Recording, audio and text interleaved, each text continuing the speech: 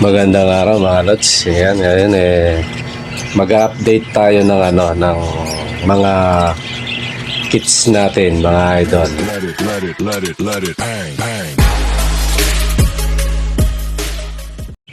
Magandang araw mga lods. Yan, at ngayong araw na to i-update natin yung mga alaga natin, yung mga susunod na ipamimigay natin mga lods. Yung mga totally kasagsagang namimisa at nagpapalaki ng mga inakay ang ating mga alagang kits mga lods. Pero bago yan mga lods, banggitin ko uli yung yung kasi may nadagdag na dalawa yung mga sumali. Sali na kayo mga lods para ma-raffle na natin to, tapos maisunod natin yung yung pre-raffle mga lods. So banggitin ko na yung mga para mabilis na tayo mga lods. Yung mga sumali sa may yung entry na may bayad mga lods. Ito, Vincent Binyarao, siyam na entry. Edgar Belacruz, 12 entry. Romeo Tampuyat, 3 entry. Densky Paracale, 3 entry. AC Marcelino, 3 entry. Amado Katubay, 9 entry. Daryl Cananyes, 3 entry. Timo J. Dilin, 3 entry. Alex Tamayo, 3 entry. Aris Daguhoy, 3 entry. Romeo Ascaraga, 3 entry. Yan mga lods. Totally konti na lang mga idol. Kasi ang entry naman sa 100, tatlong entry, di ba? So kung sa tagwa 100 mga lods, kahit apat, yan. Apat na lang i-raffle na natin to mga lods. Pasok na yung yung pamasahe tsaka pampatuka natin mga lods. Pwede na to. Baka kung loobin siguro baka Biyernes, mga ganon. May bola na to mga lods. Kaya sali na kayo. Habol kayo mga idol, kasi ngayon ay anong araw ba ngayon mga idol? Araw ng Miyerkules. Ilang araw na lang. Kasi ko na to mga lods. Pumasok o hindi yung yung gusto kong yung sapat na halaga. Pumasok hindi, na natin to mga lods, kasi baka may gawin kasi ako mga idol. Mabibisi tayo. Pag nabisi tayo, ayun, wala na naman tayong panahon. Pero sakto lang yun, kasi habang may ginagawa ako, tumatakbo yung napapalaki natin, tapos parapol na naman tayo mga lods. 2 weeks lang siguro, parapol na naman tayo ng pre yun mga lods. Pero pinapauna ko na mga lods may possible na 3 kak or mga ganon. Pero tingnan natin, kasi kung ang ibibigay ko sa inyo yung mga bata yun, baka may pares doon, ganon. Pero huwag kayo mag-expect na pares talaga mga lods, kasi lamang yung kak natin ngayon. Kaya yung mga nangangailangan ng kak dyan, yan, panahon nyo na. Mga matured tong mga kak ko mga idol, tsaka mga solid to, mga pilin-pili na tong mga ibon na to. Kasi pag may maganda, tinatabi ko muna, pinapagulang ko. Ngayon, ang sapat na sa gulang mga lods. Kaya panahon nyo na to kung gusto nyo mag-avail. Kaya lang, karamihan kak. Yan. Tapos yung nagre-request sa akin ka lods na pumunta rito, siguro lods, pasensya ka na, kaya nga ang binigay ko sa iyo 2. Diba? Totally, babanggitin ko lang nag-a-avail ka ng isa lang. Sa totoo, hindi ako nagbebenta ng isa, kaya sabi ko punta ka na lang dito. Kaso yung hinahanap mo wala sa akin. Meron ako, hindi ko pwedeng kasi para sa raffle yon.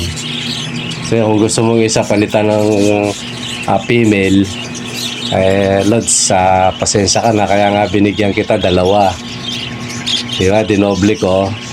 Kasi yung inihingi mo hindi pwede, kasi kasama sa raffle yun. Hindi kasi pwede na pagparapol tayo tapos puro kak, hindi pwede yun. Pagagalitan tayo ng mga kalods natin. Dapat at least pares talaga yon. Kaya mga lods, ito yan ha. Yung mananalo, isang matured dyan. Mamili na kayo. Isang matured, tapos yung iba ron mga bata pa. Ayan. Although mga solid. Makikita nyo dyan. Makikita nyo sa video na mga solid talaga. Siguro na lumagpas na sa video yan, ano? O, ibalik ko na lang. Yung mga naka-separate na kulong, ayan, puro solid yun. Kaya ano yun, yung mga nagre-request, pwede naman kung meron, kagaya na sabi niya, yellow face, tapos green yung katawan, ayun.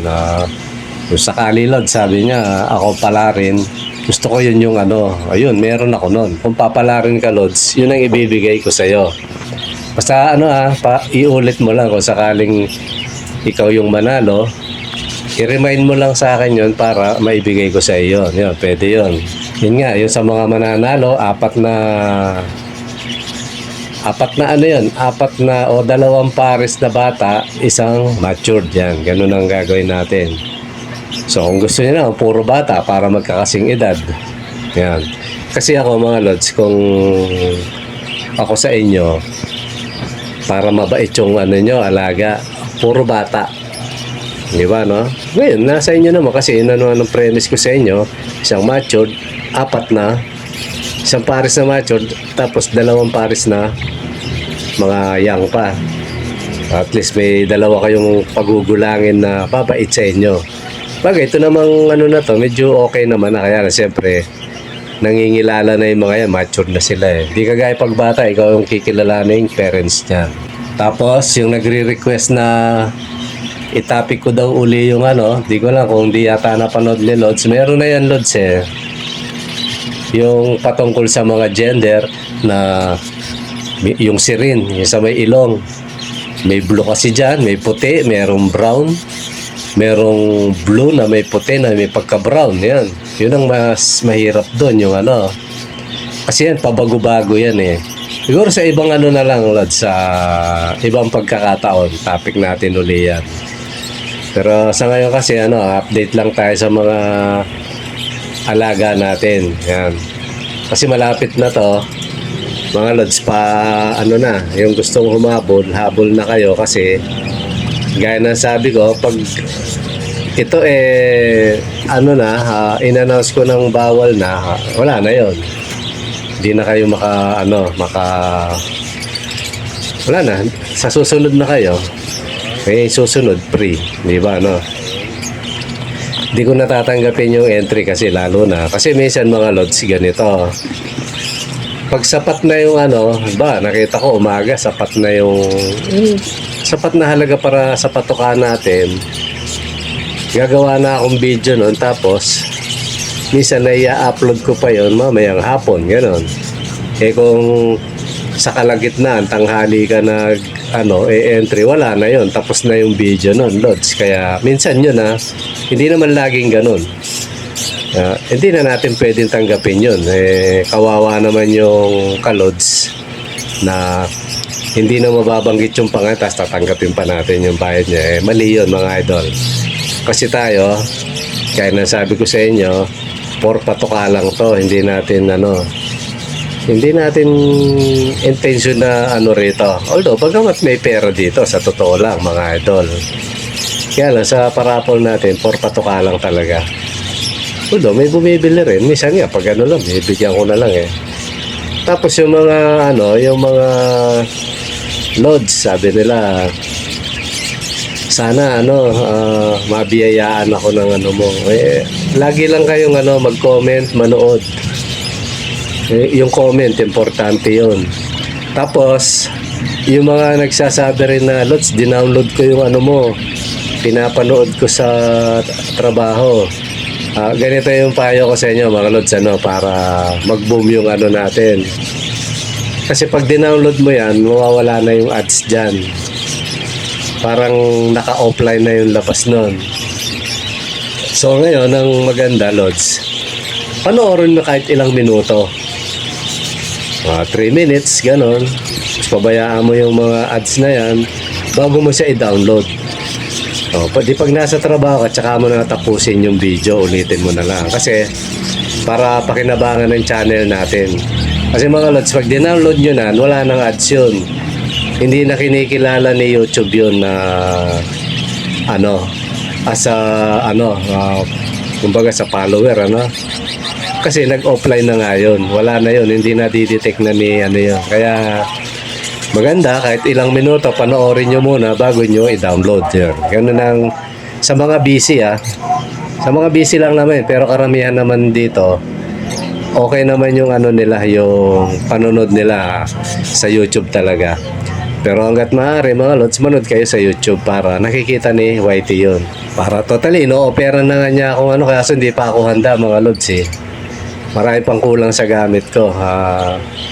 Alam mo yung sa ads, ililinya na niya ako sa mga ads, kaya lang, wala, hindi ko pa kayang makipagsabayan sa ganun. Kasi ang totoo, gusto ko nga mag-live, hindi ko pa magawa kasi kulang pa ako sa mga kagamitan, mga lods. Una-una, ang computer natin, mga lods, inassemble ko to. Noong mga time na yon, latest to. Totally, hindi pa nga ako kumuha ng mas high-tech kasi although nakasunod siya sa dati i7. Yun ang latest dati nun.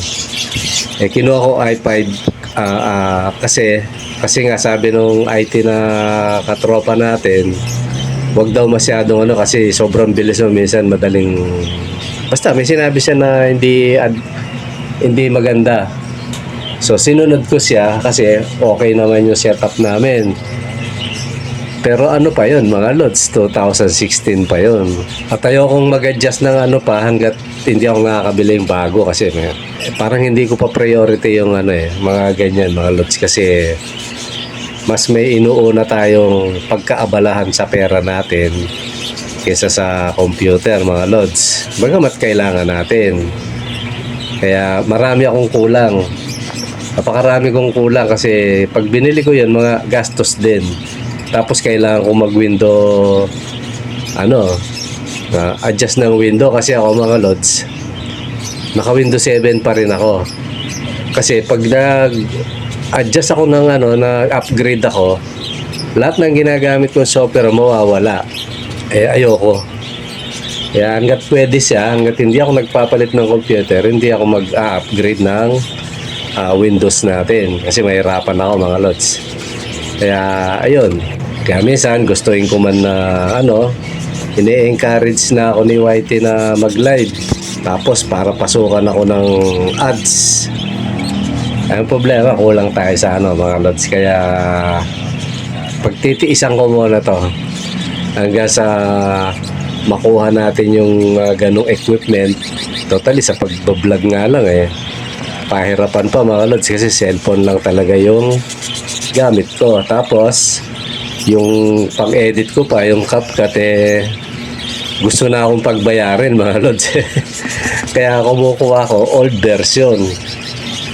Pag binagbabayad na ako, i-install ko yon. Tapos babalik ko ulit para buburahin ko lahat ng data niya. So babalik ako sa old version kasi pag nagle-latest siya, nagbabayad na.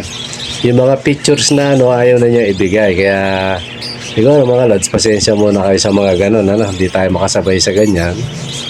Kaya minsan yung mga nagre-request mag-live daw, pasensya na mga idol. Hindi pa natin kaya. Buti kung merong nakikinig dyan na nasa ibang bansa na hindi bangan manood sa atin. Ayun, pag ino-sponsoran tayo ng ganun, pwede mga idol, di ba?